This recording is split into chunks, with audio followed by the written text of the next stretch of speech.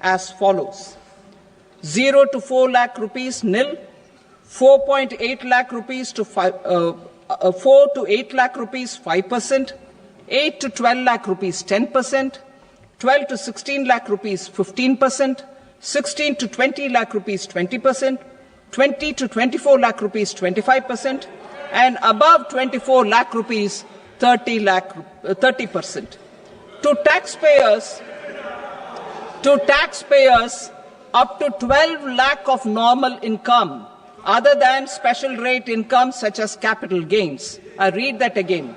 To taxpayers up to 12 lakh of income other than special rate income such as capital gains, tax rebate is being provided in addition to the benefit due to slab rate reduction in such a manner that there is no tax payable by them.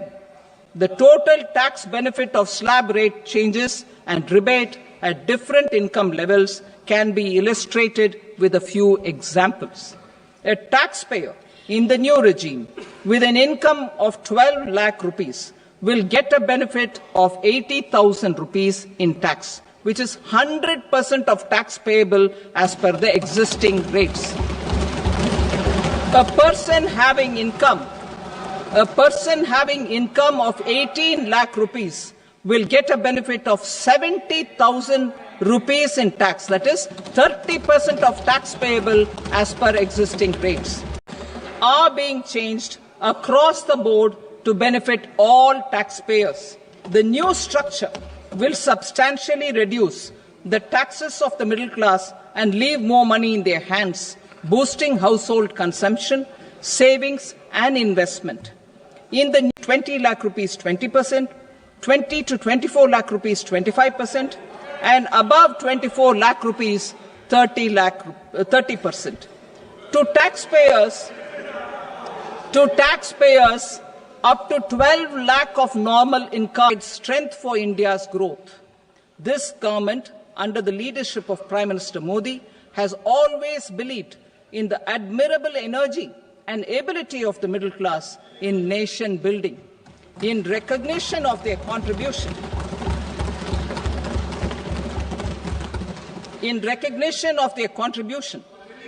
we have periodically reduced their tax burden.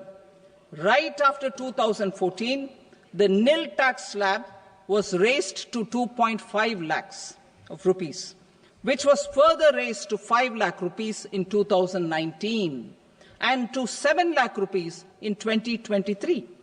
This is reflective of our government's trust on the middle class taxpayers. I am now happy to announce that there will be no income tax payable up to income of 12 lakh rupees.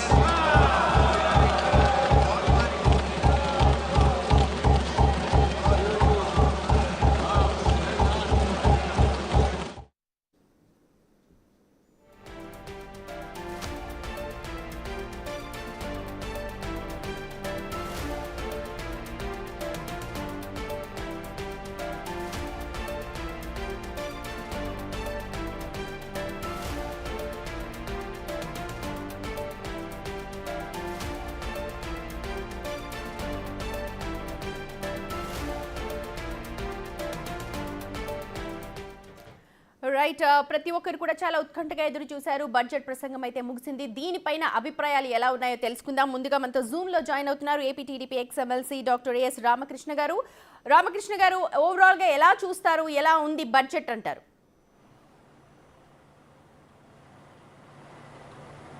నమస్కారం సుమతి గారు. నమస్తే అండి. Budget యొక్క శాలీయంగా చూసినట్లయితే మన బహుశా తెలుగు బాగా వచ్చు కాబట్టి నిర్మలా సీతారామన్ గారికి దేశమంటే మనుషులు కాదోయ్, దేశమంటే మట్టి కాదోయ్, దేశమంటే మనుషులోయ్ అనేటటువంటి మాట అభివృద్ధికి మనుషు ఇవాళ అభివృద్ధి చెందకపోతే దేశం అభివృద్ధి చెందదు. మనుషుల్లో ఉండేటటువంటి వనరు అభివృద్ధి చెందకపోతే ఏ దేశం కూడా అభివృద్ధి చెందేటటువంటి అవకాశం లేదు. దీనికి ప్రబల తర్కాణం ఇజ్రాయెల్, జపాన్ వంటి దేశాలని మనం పేర్కోవచ్చు. బహుశా దీన్ని దృష్టిలో పెట్టుకునే ఆ నానుడిని మనం తరచుగా ఉపయోగించేటటువంటి ఆమె ఉపయోగించి ఉండొచ్చు. తదనుగుణంగానే ఇవాళ ముఖ్యంగా మనం బడ్జెట్ సాలియంట్ ఫీచర్స్ కనుక చూసినట్లయితే మధ్యతరగతి ప్రజలకు, పేదలకు, రైతులకు, అట్లాగే చిన్న పరిశ్రమల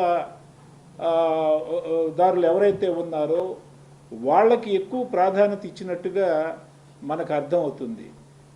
ఇవాళ ప్రపంచంలో చాలా దేశాలు సంక్షోభాన్ని ఎదుర్కొంటూ ఉన్నాయి, ఆర్థిక సంక్షోభాన్ని ఎదుర్కొంటూ ఉన్నాయి.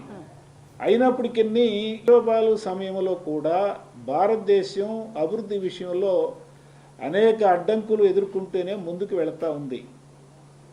ముఖ్యంగా ఇది ఆర్టిఫిషియల్ ఇంటెలిజెన్స్ కాలం. అంటే మనం ఆర్టిఫిషియల్ ఇంటెలిజెన్స్ని ఉపయోగించుకోకపోయినట్లయితే మనం వెనకబడేటటువంటి ప్రమాదం ఉంది. ఇవాళ ఆర్టిఫిషియల్ ఇంటెలిజెన్స్ విషయంలో అమెరికా అంశాన్ని కూడా ఆర్టిఫిషియల్ ఇంటెలిజెన్స్ కూడా మన బడ్జెట్లో, తాజా బడ్జెట్లో నిర్మలా సీతారామన్ గారు ప్రాధాన్యత ఇచ్చినట్లు కనిపిస్తూ ఉంది. అంతేకాదు ముఖ్యంగా నేను ఇందాకే చెప్పినట్టుగా ఈ రైతులకు, ముఖ్యంగా రైతులకు ఉపయోగపడేటటువంటి అనేకమైనటువంటి అంశాలు దీంట్లో ఉన్నట్టుగా మనకు అర్థమవుతుంది. రైతులకు ఇచ్చేటటువంటి వడ్డీ, దానికి సంబంధించినటువంటి వడ్డీ రహిత రుణాలు ఏవైతే ఉన్నాయో ఆ రుణాలని 3 లక్షల నుంచి 5 లక్షల వరకు పెంచడం అనేటటువంటిది చాలా ఇంపార్టెంట్ అని నేను అనుకుంటున్నాను. ఓకే, 2 లక్షలు వరకు ఇన్కమ్ ట్యాక్స్ ఉండదు అని చెప్పని నేను ఇప్పుడే విన్నా. ఇది నిజంగా చాలామందికి, ముఖ్యంగా ఎవరైతే అత్యధిక ఆదాయం పొందుతున్నారో, ఉద్యోగస్తులు ఉన్నారో అటువంటి వాళ్ళకి శుభసూచకమైనటువంటి అంశం అని చెప్పని నేనైతే భావిస్తూ ఉన్నాను. అంతేకాదు ఇవాళ మన కేంద్ర బడ్జెట్లో దాదాపు 100 జిల్లాల్లో పిఎం ధనధాన్య కృషి యోజన పథకం అనేటటువంటిది అనేక మంది రైతులకు ఉపయోగపడేటటువంటి అంశాలు కూడా పేర్కొన్నారు. ముఖ్యంగా ప్రతి రైతులు, మీరు ఒక్కసారి గమనించినట్లయితే మన ఆంధ్రప్రదేశ్లో ఈ ప్రతి రైతులు చాలా ఇబ్బందులు పడుతున్నారు. ప్రతి రైతులే కాదండి, నాకు చేసేటటువంటి వాళ్ళు ముఖ్యంగా కొంతమంది అయితే నాకు తెలిసినటువంటి నా ఫ్రెండ్స్ నెలకి